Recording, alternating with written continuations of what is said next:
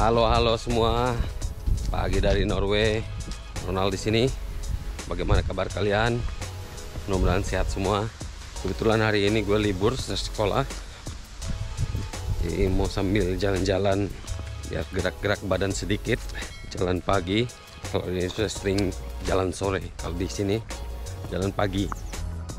Nah, ini rumah gue tuh kalau dari luar. Ini suasana depan rumah gue.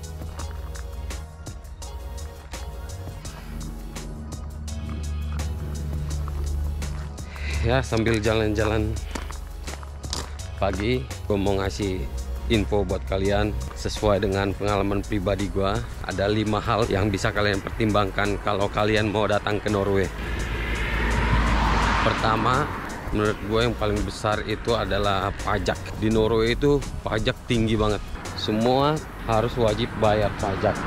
Yang di mana-mana juga memang harus wajib bayar pajak, tapi di Norway itu tinggi banget.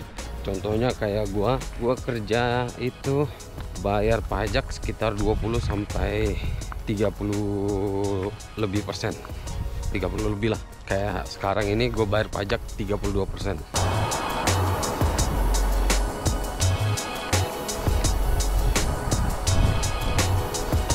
Faktor yang kedua yang bisa kalian pertimbangkan untuk datang atau pindah ke Norway adalah biaya hidup. Biaya hidup itu di Norway sangat mahal banget. Apapun mahal banget. Mahal. Bayar sewa rumah, sewa tempat tinggal, kebutuhan makan, telepon, listrik, kebutuhan hidup lah. Di sini tuh super mahal. Di sini itu salah satu negara termahal di dunia, Norway itu untuk hidupnya. Itu juga kalian bisa pertimbangkan untuk pindah. Maksudnya pindah itu bisa study atau liburan atau menetap di Norway.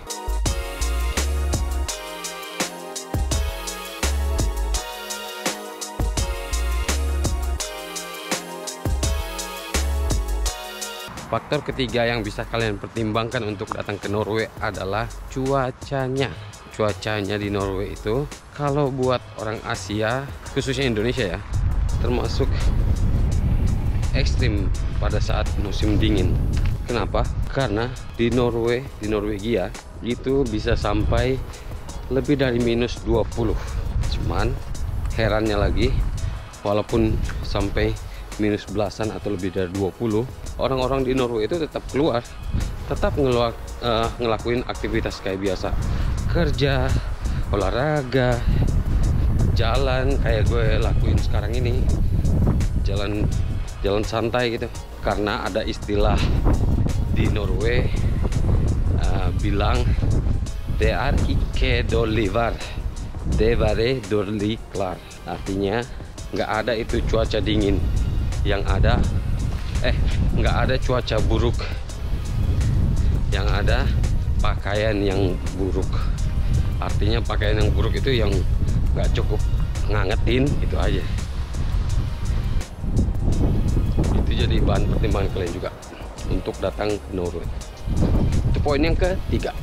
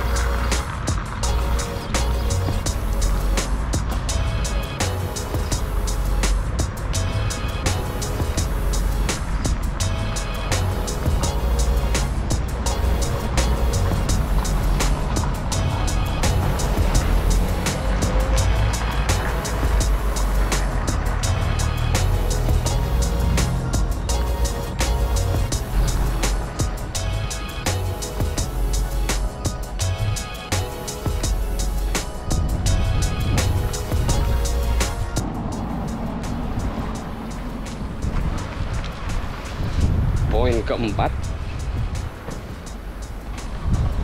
keempat yang bisa kalian pertimbangkan untuk datang ke Norway adalah sosial hidup. Ya, bersosialisasi di Norway itu sangat sulit. Sangat susah di Norway itu untuk bersosialisasi. Artinya sangat sulit untuk mendapatkan teman. Berbanding terbalik dengan kebudayaan atau kultur orang Indonesia. Kalau di Indonesia kita gampang banget untuk cari teman. Beda dengan di Norway. Di Norway udah sepi, orangnya dingin. Tapi maksudnya orangnya dingin bukan berarti tidak mungkin ya. Makanya gue bilang susah, bukannya tidak mungkin. Di Norway itu jarang ada tempat nongkrong. Kalau di mall contohnya, mall di sini orang itu jarang nongkrong di mall di sini. Kecuali di mall itu biasanya ada kafe-kafe. Nah, di situ biasanya orang-orang tua yang nongkrong, orang-orang yang pensiun. Jadi untuk ngopi-ngopi, nggak ada kerjaan lagi, untuk bersosialisasi sama-sama orang-orang tua gitu.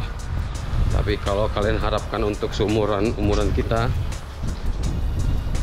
yang muda-muda 30-an kurang lebih gitu, itu bakalan sulit cari tempat nongkrong.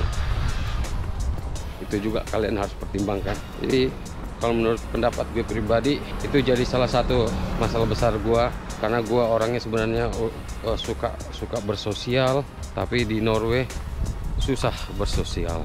Jadi agak tahun-tahun pertama gue agak kecewa. Cuman mau nggak mau ya, gue udah memilih di sini, menikah dengan orang sini.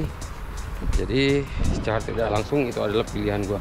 Mau nggak mau ya gue telan aja lah, atau gue coba biasakan berdamai dengan situasi dan keadaan. Walaupun tidak sesuai dengan gue aslinya yang suka nongkrong, suka bersosial. Itu pertimbangan yang bisa kalian pikirkan untuk datang ke Norway. Kita lanjut ke poin berikutnya sambil gue tunjukin di sekitar perjalanan gue.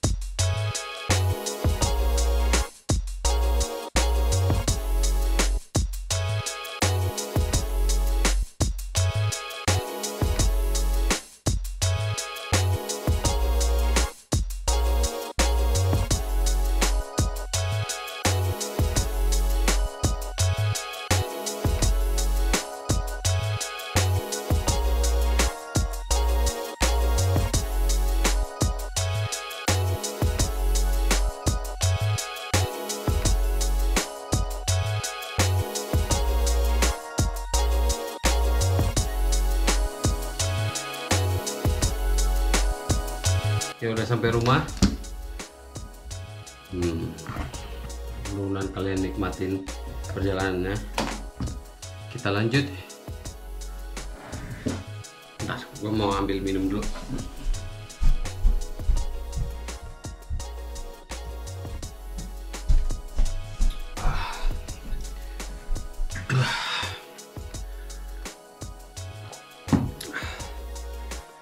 Hampir 1 jam juga. Kalian bisa lihat tuh, hampir 1 jam gue jalan kaki.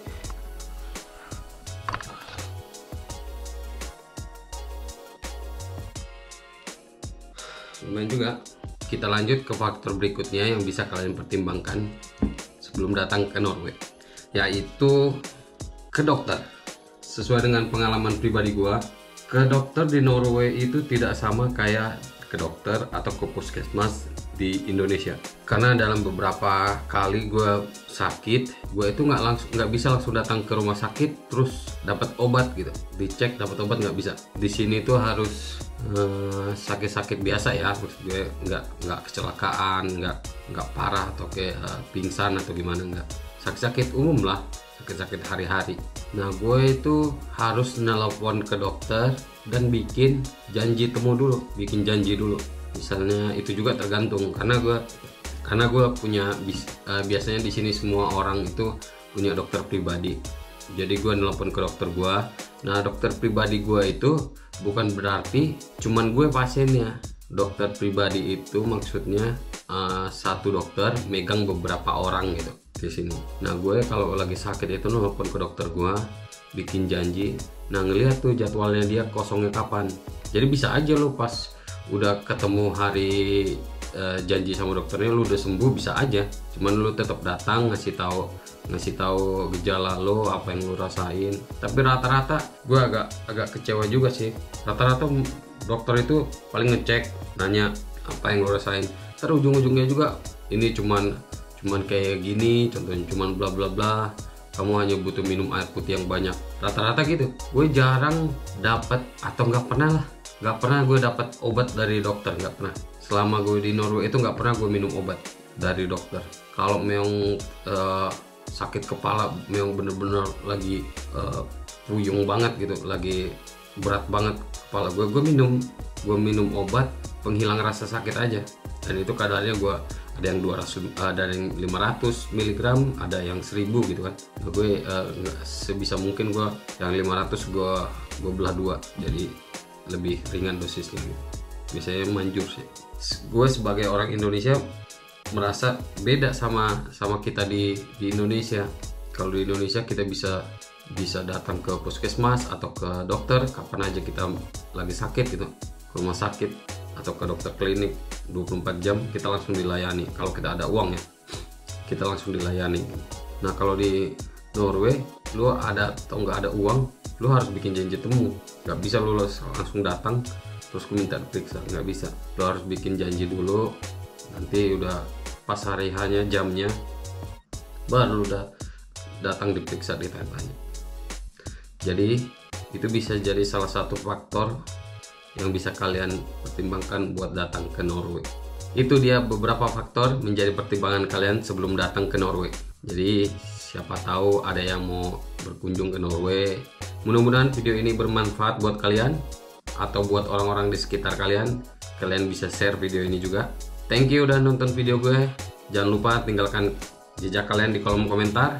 Apapun pertanyaan, saran, gue bakalan baca. Mudah-mudahan gue bisa balas juga. Jangan lupa follow gue di Instagram dan TikTok dengan nama Ronald_R_Situmorang. Akunnya sama. Thank you buat support. Yang belum subscribe, tolong support gue dengan mensubscribe channel ini biar channel ini berkembang. Gue makin rajin sharing info buat kalian, dan cek juga video-video yang lain. Mudah-mudahan ada yang bisa bermanfaat dan bisa menghibur kalian. Cek juga video-video gue yang lain, gue bakalan tulis di kolom deskripsi. Mudah-mudahan kalian terhibur semua. Jaga kesehatan. Sampai ketemu di video berikutnya.